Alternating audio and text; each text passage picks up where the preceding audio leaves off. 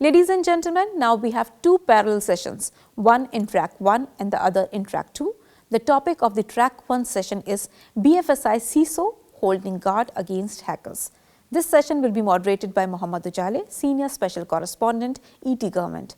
And the topic for the track 2 session is BFSI Customizing for Millennial and GenZ, and this will be moderated by Amol Dethe, Editor, ETBFSI. I would request Ujale and Amol to take over their respective sessions.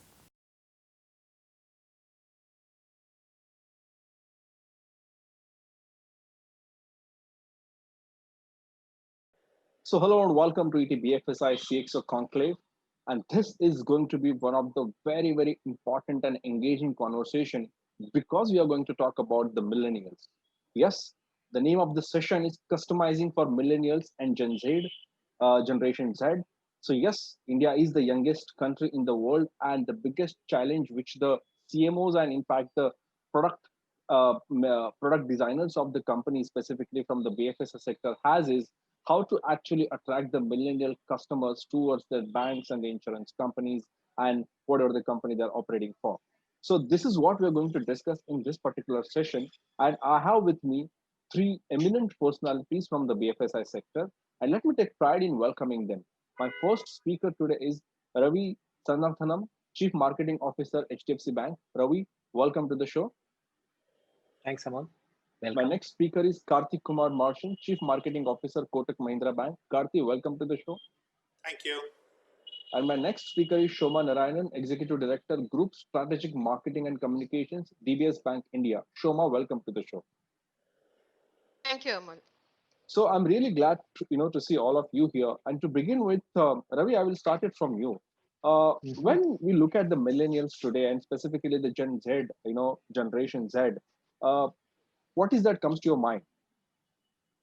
The first thing is my daughter, because she's a typical Gen Z, as you will call it, and she was born in 2000. So obviously, they teach everything digital about whatever we know about digital today. I think we have been taught by them.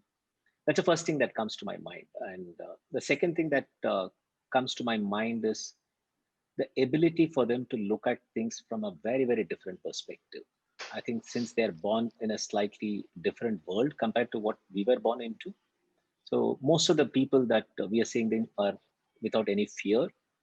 They just want to go ahead and explore and see what it is in terms of seeking out experience. So these are the two things which comes to my mind when it comes to the millennials and Gen Z. Okay. No fear and digital. Yes, I think very, very valid points. Karthi, what about you? I would say to build on what Ravi is saying, obviously everything he's saying is spot on, but to build on it a little bit, I also find that we end up encountering very different kinds of Gen Z people across the spectrum. So there are multiple cohorts. So there are some Gen Z people who behave like probably Ravi and I would have behaved in our younger years, in our teenage years and our first working years, which is, and even now, for example, when I interview young people, I find a significant cohort of them, when I ask them what bank account they have, they are much more likely to say syndicate bank kind of bank rather than HDFC or Kotak or something even more new age like DBS. So there is that cohort as well. So I think India has always been this interesting place. It's like a time machine. So we live from the 1800s to the 2200s at the same time. Only there are different paths, different geographies and different psychographics and different demographics where we witness these things. So Gen Z is also not one size fits all in my view, and therefore we have to be very careful and nuanced in how we engage with them and not cookie cutter it to say that all of them seek the same thing. Pretty much like all of us don't seek the same thing at our age also. Right, Karthi, and Shoma, your views now. Yes, agree with both what Ravi said and what Karthi said. There is this natural tendency, of course, to extrapolate from people we know and kind of, put those characteristics onto an entire generational cohort. But both millennials and Gen Zs, I mean, they're very, very diverse. So India is a huge country. Someone in a small city is very different from someone in a Bombay. Right. Across socioeconomic categories, also, there's a lot of differentiation. However, digital, like Ravi mentioned, is something that is a common theme that you see across, because this is a generation that has grown up at least with some degree of familiarity with digital, right? Their degree of comfort may be different, but digital has been an intrinsic part of their growing up years, unlike for people our age. So that's something that you need to Okay. keep in mind. Okay. Fair enough, Shoma. Thank you so much, in fact, for those opening comments. And to begin with, I have a couple of very, very important questions. And Karthi, I will start with you. When you look at your bank now, I'm sure that there are traditional customers, there are new customers, there are millennials, and there are these absolutely, Generation Z customers which just entering into banks. How do you decide the strategy? Because you cannot have one strategy for all. You cannot have one fit for all, right? So what is the strategy that you want to adopt to cater to all these customers? On the one hand, of course, we try to design products which are sharp focused on different segments to some extent, to the best of our judgment, based on research, based on customer insighting, and so on and so forth. We try to tune and nuance the products.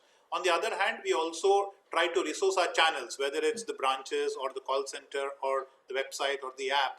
We resource those channels with a view that particular segments are much more likely to gravitate to that particular channel. Right. Having said that, we also know that the guy who visits the branch will also use the app, and the guy who's 90% of the time on the app is also likely once in a while to visit the branch. So we have to be ready to zig and zag at all points in time as well. Some of the experiments we've done in this space, which reinforce Shoma's point about there is some nuance of difference about the digital native, so to speak, is that we are seeing that what we have to do is put all the banking stuff under the hood of the car, and the car has to look like something that they are naturally inclined to consume and engage with, because nobody is naturally inclined to consume and engage with banking products per se. And this has been true all along.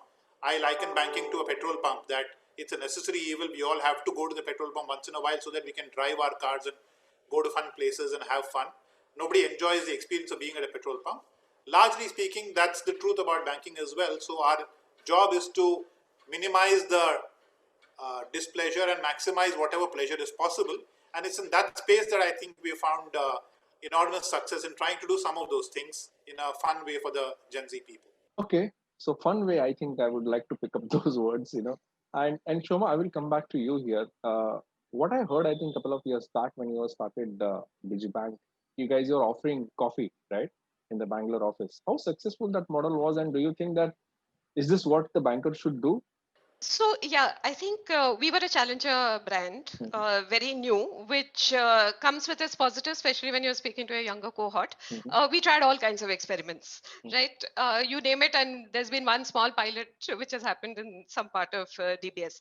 But the focus right now, at least on Digibank, and Digibank as a Right. product is very focused towards exactly the segment we're speaking about. Mhm. The emphasis there is on things like customer experience, Mhm. an unbank kind of an experience, so that you're not really coming across as a fuddy-duddy traditional bank that perhaps Mhm. your target customer has seen, say, their parents Mhm. bank with, and also making sure that we are as responsive as possible. So Mhm.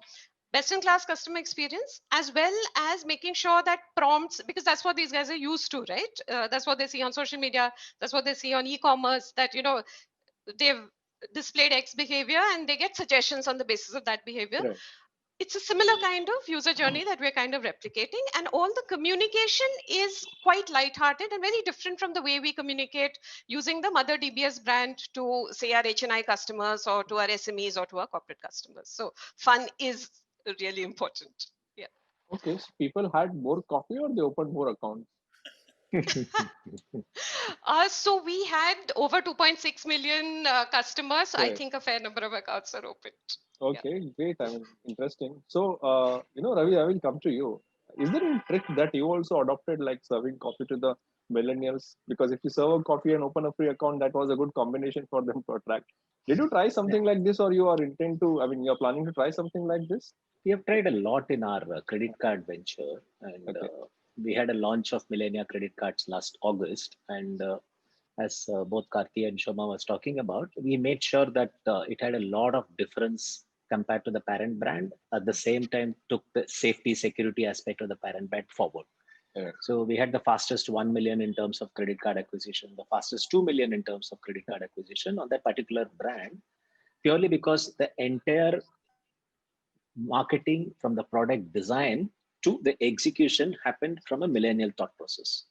So whether the product is designed for the millennials, as it was designed for the millennials, even from the design, uncluttered, free, nothing is there in the front of the card. So the design language spoke the millennial language.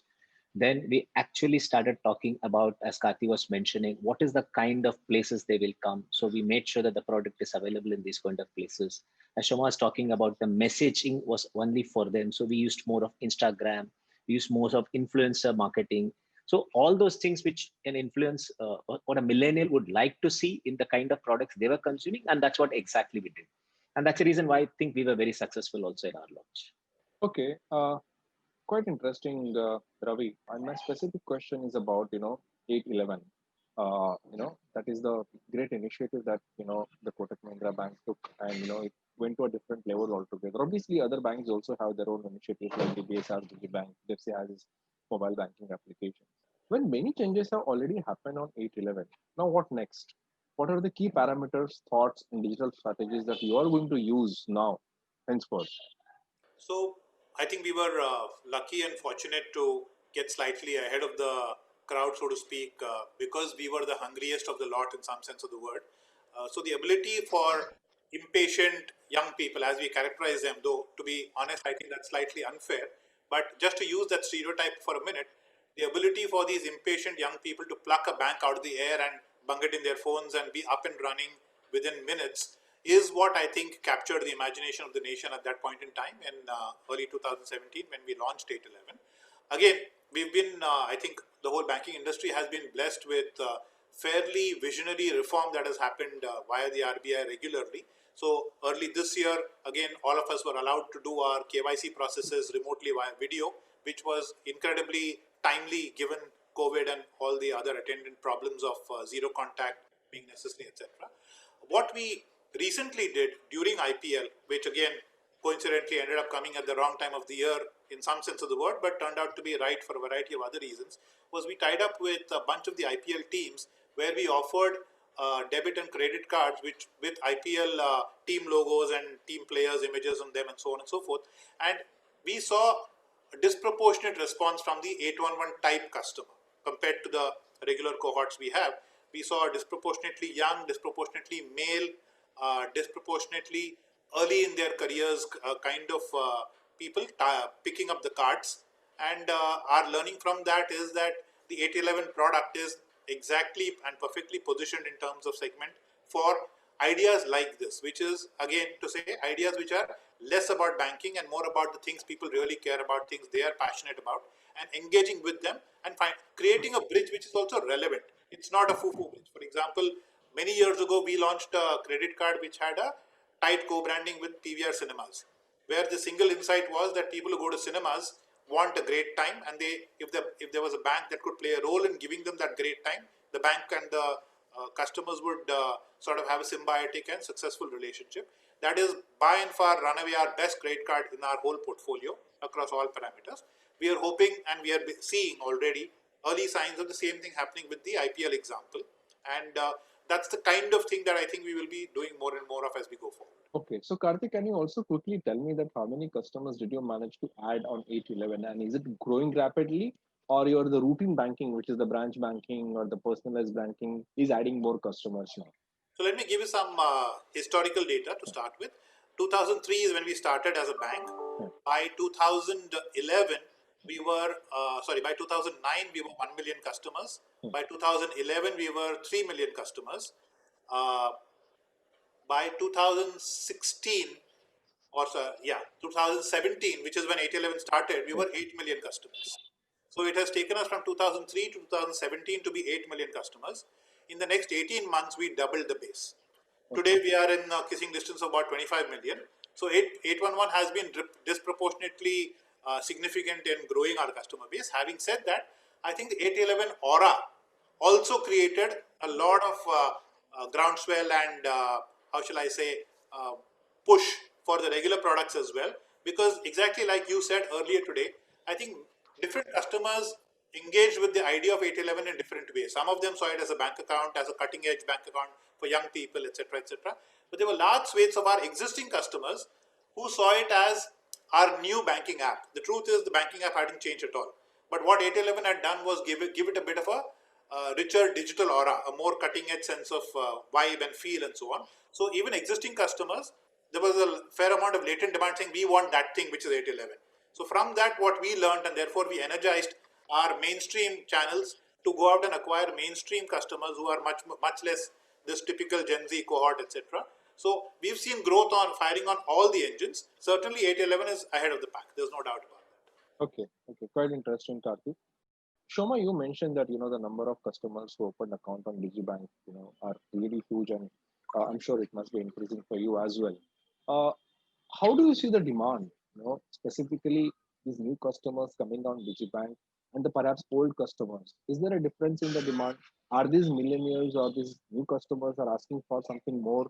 So for us, because it's a relatively recent launch, right? We launched in 2016 and we had a relatively smaller geographical footprint. So given that, having 2.6 million customers was quite a win for us. Right. In terms of the kind of people who were attracted to the product, it was quite homogeneous. Right, perhaps because it's a shorter period, focused in more. Most of our acquisition was in urban areas, so this is a younger cohort, large proportion of salaried, people who are digitally savvy. Interest areas are very diverse, right from music, travel, etc., etc. And a lot of our customer engagement, those are the levers we kind of use to engage and deepen relationships with these customers. But you also find these customers investing through us. You find them making overseas remittances through us. Some of them borrow and so on. So in terms of the actual banking needs, it isn't very different from what it was, say, 10 years ago. But the way they go about fulfilling these banking needs has changed quite drastically over the last 10 years, partly because of these kind of products and features being available, and partly because of their own preferred channels to bank. Thanks, Shoma, for that note. That sounds really interesting to me. Ravi, I would like, since it's obviously one of the old and now traditional bank with a lot of customers, and obviously you're offering many products. What I would like you to learn from you, Ravi, is when you're specifically crafting or customizing products specifically for millennials, and when you're trying to target them, are they finding banking as a complex product, complex system? I don't think so, because at the end of the day, for them, most of these people do have a better sense of all banking is all about. And as Karthi was saying, many of these people already have some bank accounts because they would have gone to a campus, and inside the campus, some other bank would have been there, and they would have been forced to take those kind of accounts. They have a fair idea of what banking is all about. But what are they looking for is the experience. Right. Because at the end of the day, we open some 6 million bank accounts a year. Right. When you open 6 million bank accounts a year, majority of the accounts that we open are all millennials. Yes. Now, it's a one-day job to open an account. It's not a very complicated stuff because we reach out to them. Then the question is, how do you engage with them? Right. And the engagement, as Shoma was telling, it's all about, since they know a lot about banking, the way you start engaging the product that you have for them, and they don't expect you to have any kind of a different way of engaging compared to, say, what they normally do with other things which they do. So for them, everything is on the click of a button. They want to go for a movie, it's possible. They want to book a car, it's possible. Right. They want to go ahead and do anything in their life, it's possible on their mobile phone. So they expect something very similar to happen on the banking side.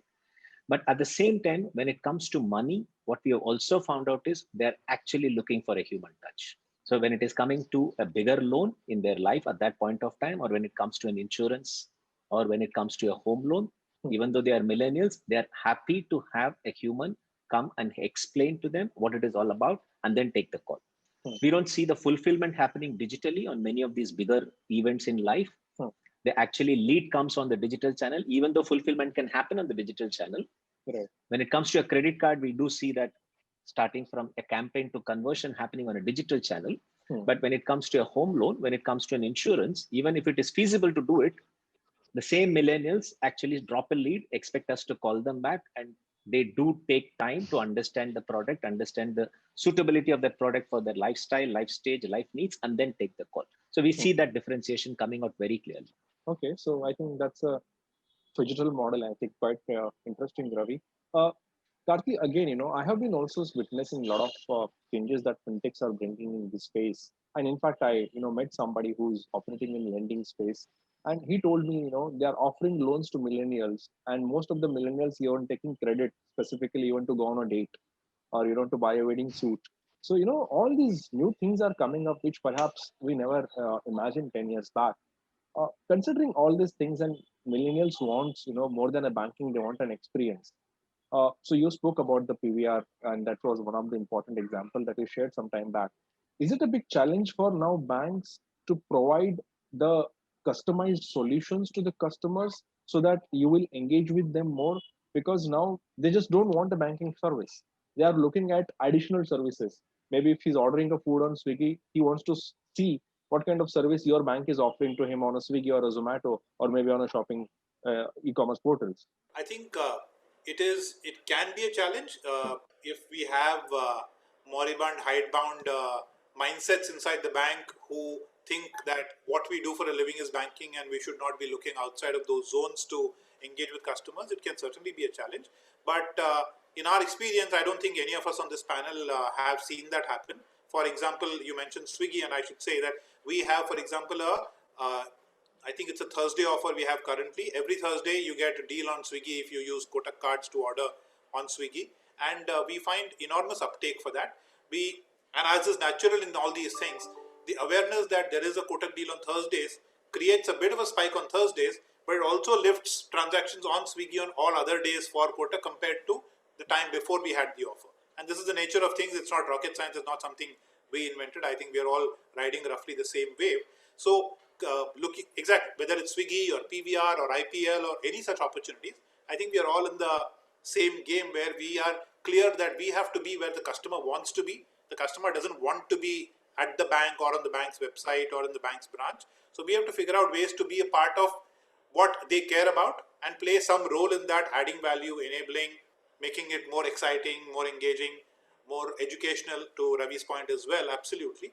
We have to do all those things. And those things, I think, come naturally to a lot of the newer banks, relatively speaking. But obviously, the people in all the banks are of all ages. So it's not like any particular bank has a Jagir on this. I think we are all learning on the go. And we're all zigging and zagging uh, equally well. Okay. Okay. Thanks, Kathy. Shoma, what is your learning? How are you going to engage with your customers going ahead? Because, like we said, and like we are discussing, most of the millennials and the new customers are in fact looking for a lot of options, not just the banking. So, what are the things that comes to your mind? What are you offering, and what are the things that you are going to offer in future? One, of course, is the tie-ups and making sure that you have engaging and relevant content which you can offer, as well as actual value in terms of discounts and so on. So there are ongoing discounts, plethora of offers. We have tied up with travel companies, shopping, dining, international, and so on. So there's a whole set of offers which are going out there which give actual monetary value. Additionally, there's a lot of engagement activity that we are trying to do. And team recently, quite soon after lockdown, they did this whole series of engagement where you had experts from different fields like parenting, music, so on and so forth, come and speak. So masterclass kind of a thing. They're coming and speaking to customers. All of those go down really well. We have found that some of our sustainability initiatives actually resonate very well with younger people who tend to be quite passionate about certain causes. So we've done some work around zero food waste, some work post COVID, when we were kind of volunteering to provide meals to people affected by the pandemic. We found very encouraging responses. Kind of a scheme running with our clients where we offered 2 meals for the underprivileged in response to every 1 meal donated by a customer. We got record responses to these campaigns. So it's a wide variety of things, and a lot of it is about keeping your pulse, listening to what's happening on social media, picking up what people are really passionate about, and kind of figuring out where the bank fits in. So not riding a wave, but making sure you fit in a logical and sensible manner. Okay. Thanks, Shoma, and I will, bring you, Ravi, here. I have been obviously reading and watching that how HDFC Bank has been transformed using technology, and now obviously our focus is also on the specifically on the millennials and digital revolution. What kind of technologies that you think will be really beneficial, specifically if you want to cater to this new generation? I have been seeing that many banks are looking at UI UX very, very aggressively.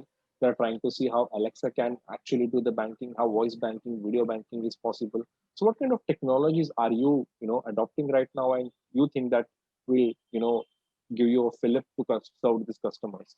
I have a slightly contra view on this. I don't think Sure. millennials are interested in technology per se. Mhm. So what they are looking for is how is the technology leverage for their benefit. So technology for us and for all these people is under the hood, as Karthi was saying. They're not bothered about what it is. And if you have to see how things have progressed, these millennials, if I have to contrast them with Gen Z, for example, the millennials are born on a laptop age. They move to maybe a desktop to a laptop to a mobile, whereas a Gen Z was directly bought on a smartphone. So we do see their ability to move from, say, a net banking to a desktop-based banking to an app banking. And tomorrow, as these people are also good in chat and other stuff, obviously they'll go into chat banking and all those stuff. It's a question of how the generic tendency of a human being to interact with a man-machine moves, and that's what they will expect to look forward. So for me, it's all about the fact that voice is the most common form of communication between two human beings today, and it will be there for some time to come. And that will become the most common form of communication between a human and a device also. So whether it is Alexa, whether it is Assistant, whether it is Siri, tomorrow I do expect people to say, please transfer 100 rupees from my account to somebody else's account, and not try and do it on the basis of some kind of a going into an app or desktop, because that's how things will move. If that movement happens, you as a bank should be ready to make sure that happens on the device in which they are doing it. And you need to follow how the consumer behavior moves. And it doesn't matter to me whether it is millennial or other person. For me, if everybody is comfortable with voice, we as bank should also be making sure that our services are enabled by voice. Today, they are all comfortable in an app world. So we have enabled it. Tomorrow, they'll be comfortable in a voice world. And so most of our investment is going towards conversational banking. So Ravi, if I could step in here. Yeah, sure. I'm observing about, for example, my daughter who's 20 now, and my son who's 13, and their age cohort is that they are never picking up the telephone to talk to people unless it's a serious or intense conversation. All the rest of it is typing, which is texting. That gives me pause to wonder whether voice will actually kick in, though all the voice technologies are available, whether it's Alexa or Google Assistant or Siri. They talk to those devices, obviously. But when they're talking to their friends, they're only text or largely texting. And I wonder whether they will... Karthi, that's the funny part of it. Moment they understand how to do search on the basis of voice. My daughter, for example, in WhatsApp, she's also 20. She actually records longish messages and sends it, because she doesn't have the patience to type it in. And it's a question of a little bit of a time for us to go ahead and move. Maybe they may not call and talk, but if they can go ahead, because when I went to America, I saw it in my sister's place. Okay, my sister, the kids are sitting there, and I said, hey, I'm feeling cold. This guy turns around and says, Alexa, can you switch on the heater, please? That's it. It happens. Now, when that happens as your normal way of behavior, because it's all connected homes and connected cars and connected everything, the expectation is that will also happen in the rest of the world in which they are used to. If it doesn't happen, they will see you as a poor person. So my expectation is it's a question of time before it happens in India, since we don't have connected homes in India. But you go abroad and you will be surprised to see how they switch on and off the tube lights in terms of. Yeah, you're right. Though there is something around personal preferences around this, that there are some people who are more comfortable with voice, and there are some people who are more comfortable with actual typing. Over a period of time, I guess jury is still out, which will finally be the predominant channel. Right. I think all of you shared very valid points here, but most of the NBFCs and banks are going high on voice, specifically as at least the customer service and all. I don't know how NLP and the language and the pronunciations is going to help in India. That is still a challenge. But yes, I mean I have been seeing, and in fact I myself do, when I have to say something really long, I rather than typing, I just record a message and send. I think that's what many people are doing on WhatsApp. But the point that I learned from all of you here, and Karthi, if you could, because I don't have a direct question, let me make an effort to put some thoughts together and present this to you. When we are saying that, okay, whether WhatsApp, voice, or typing, this is where the millennials are going. This is where the Gen Z generation is going, which simply means that we do not know what is going to happen tomorrow. When we are not going to know that what is going to happen tomorrow, when we don't know what will they like tomorrow, how are we going to, specifically you guys, going to craft a product for them which will make them engage, which will engage them to your bank? Good question. So I think COVID taught that to all of us in the best way possible, where none of us could predict what it would do to us, and yet Right. within 6 months, I think many of us have learned how to cope with it. Not only cope, how to thrive in spite of it, etc., etc. So I think the answer is for me in two parts.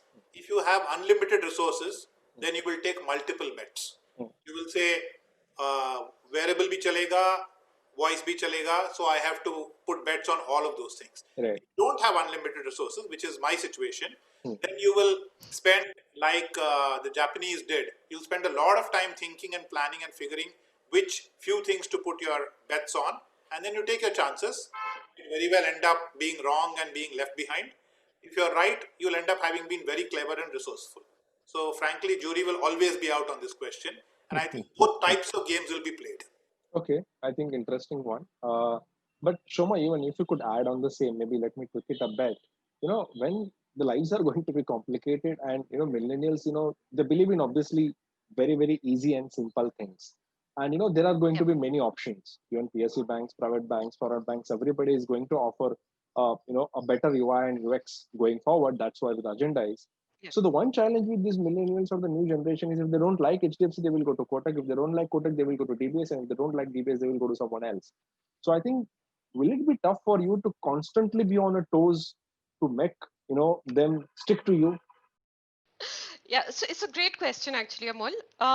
So one of the things where I guess we have a slight advantage is that we also learn from more developed markets where we're already present, right? Right. So while India has a mind of its own and doesn't follow either the West or more advanced countries in the East, there are particular things which do get picked up and which play out in a similar manner. Hmm. So in Singapore, DBS's stated aim is to become invisible. So basically embed so seamlessly into a customer's life that they don't really realize when they're banking and when they're doing something else, right?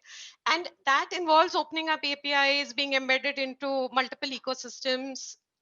Basically, our digital transformation journey started over 10 years ago, Hmm. and we are constantly experimenting.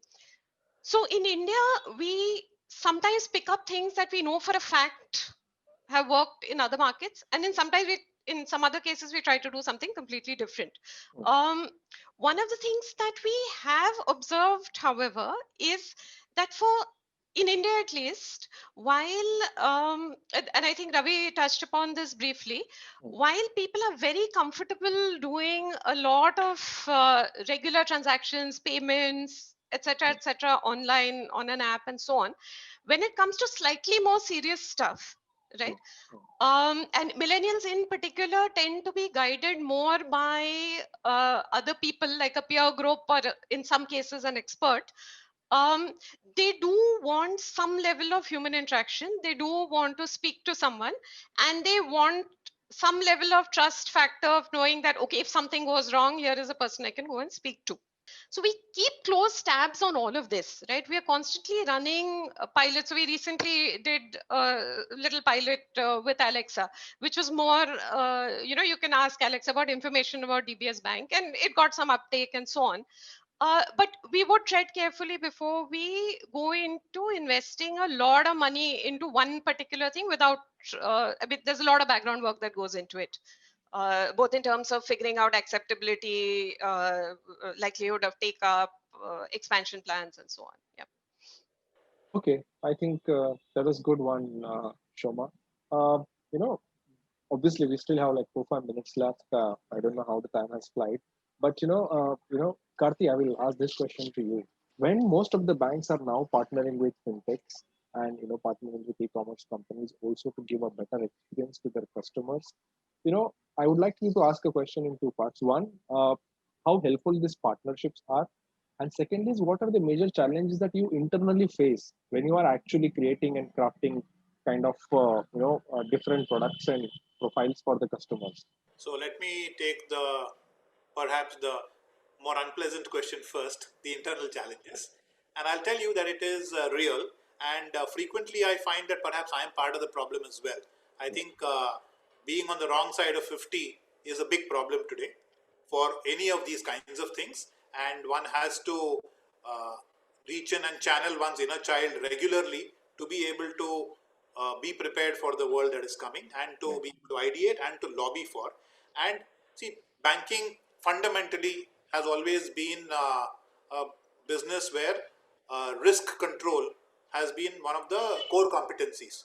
Now, when you bring a risk mindset to every single conversation, then experiments of the kind that you're talking about, whether it's partnering with startups of the likes of fintechs and so on and so forth, or even partnering with e-commerce companies. For example, I remember having conversations about doing deep partnerships with Amazon as long as 5 or 7 years ago. But at that time, there was no appetite for any such conversation. Even the idea of doing putting everything you have for banking on a mobile phone 15 years ago would have been an unthinkable conversation in many corner offices. So, in the challenges with the traditional risk-averse banking mindset will always be there, and I face many of them as well. And like I'm readily confessing, many of my younger colleagues probably feel that I'm part of the problem now and then as well. To your other question, I think there is no choice but to partner with all these types of entities, because I think the minimum that we will get out of it is we will learn faster. Because for us to spend money on setting up, building, and experimenting will be much more challenging than to ride along with someone who's learning and learn along with them. So there is already VC money supporting many of these ventures, and if we just get into bed along with them, I think we get some free tuition lessons just for the whatever little bit we may contribute to that conversation. We also we learn along the way. So those are inevitable, and we are also doing our bit, but we need to do a lot. I think very well answered, Karthi. I will ask the same question to Ravi, maybe slightly tweak it. Is partnership in the banking is the future? And again, the same question: how do you deal with your internal challenges? I'll take the partnership question first. See, we are of the very strong opinion that you cannot be the greatest thing born on earth for everything in life. So there are some people who are very good in what they do. We are also very good in what we do. So if you can just actually bring the two together in terms of what their strengths are and what your strengths are, the end product for the consumer is going to be far better. So from that perspective, many of these partners from fintech space, whether it is from a credit side or whether it is from the API side, whether it is integration on the payment side, great for us to come and collaborate with each other, because I believe co-option is a far better game for overall benefit of the bank as well as for the customer than competition. That's one part of the story, because I do believe partnership is the way forward on many of these things. When it comes to internal challenges, yes, it is very traditional in terms of thinking in many places. But what has also happened is many of these new fintechs have forced many of these people to start looking at this from a very different perspective. I come from a non-banking background, so I do have an advantage of questioning everything that happens in a bank, including at the end of the day, a credit risk person saying at the end of the day, which is the numbers which do the risk for you, and not like what my uncles, when they were branch managers, they used to look at a Karthi as an individual and lend money. And today that is not the case anymore. What I have learned very clearly, they are also looking at numbers. If they're looking at numbers to lend, I can as well ask a mission to come and do it. So it's not difficult for me to push the envelope because of the fact that the rest of the ecosystem is pushing the envelope. And as many people who are in this side of the space are also very smart, they're able to actually accept many of these things. Yeah, it will not happen overnight, but it doesn't take more than a day and a half to do it. Right, Ravi. So, I just have, before we wrap up, maybe one important question, and I would like to have quick answers. Maybe you can call it a rapid fire then. Shoma, to start with you, since you are a global bank and, you have taken a lot of expertise from the global bank, what are the trends that you think happening globally and which can be implemented in India, specifically in this segment? One, I would say becoming part of ecosystems, very important. Picking up things like sustainability, banking with purpose, and so on, because this is what the current millennial segment is interested in. Three, focusing on customer experience and ease of transactions over everything else. So making banking as friction free as possible. So I think these are the three things which I would Sure. speak about. Karthi, what are those 2, 3 or 4-5, whatever things that you think?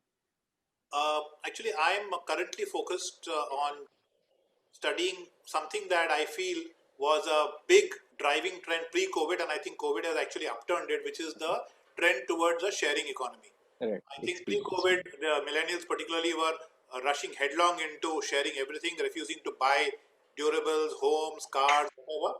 I am seeing a huge reversal coming up in large measure because of our concerns about personal safety and personal space and hygiene and so on. And this is happening not just with the millennials. I see it also happening with the age group which is post-millennial, where I see heavy investments happening in personal durables, automation in the home and things like that. So I'm seeing a remarkably positive trend in the things that bankers like to see. People spending good money on homes, cars, durables in the house and so on and so forth. Let's hope even people will have that money so they can spend. Let the economy flourish. Ravi, your views. What are those top 2-3 things that you would like to see or you see Yeah, happening? I will go with both Karthi for the business and Shoma from a consumer perspective, Yeah. because we also see the same thing happening in terms of everybody suddenly becoming aware that you need to have your own car because it's safe and all those stuff. It's good. It's good for all of us. Correct. And at the end of the day, bank is a reflection of the economy of the country. So if the economy is doing well, we'll do well. Coming back to your question, I strongly believe we have 3 pillars which we have very clearly stated inside: simplicity, when you have to deal with the consumers on a day in and day out basis; knowledge, as a banker, how much knowledge you have so that you can help your consumers plan better or help better in terms of their money choices. And the third and most important thing for me is empathy. Are you going to be empathic towards your consumers' experience requirements, consumers' knowledge requirements, consumers' requirements for what do they expect from a bank? And this will change in line with the age of the consumer, in line with what is happening in the ecosystem. As long as you actually look at simplicity as the way you deal with the consumers, knowledge for their tomorrows, as well as empathy as your core inner being in terms of how you will actually give the experience to customers, you should be good to go. Okay, very, very interesting, Ravi. And before I wrap up, I will just take one quick question with all of you. This is not specifically related to banking or what we are discussing, but maybe something personal.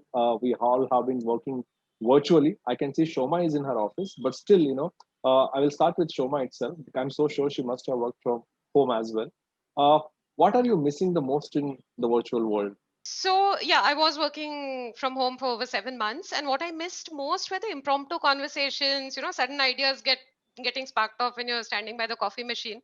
And even though I'm back in office, I'm still missing it because we are socially distant. We even talking to team members over Teams and WebEx, so I'm still missing it. Karthi, what are you missing the most in the virtual world? What she said. So let me answer it in the opposite way. I'll tell you what I'm not missing.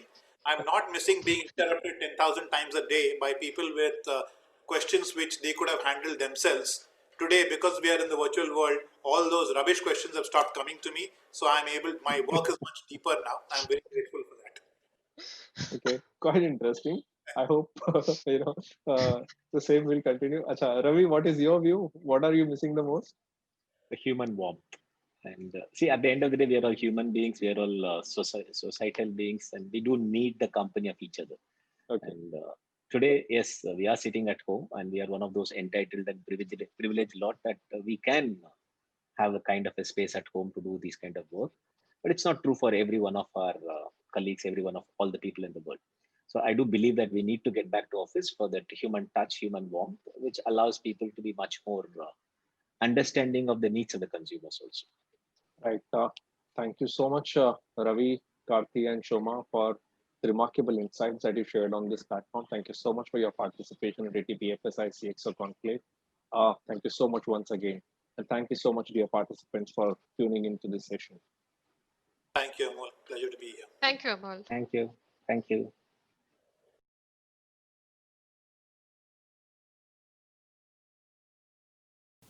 Thank you, panelists, for the insightful session. Stay tuned.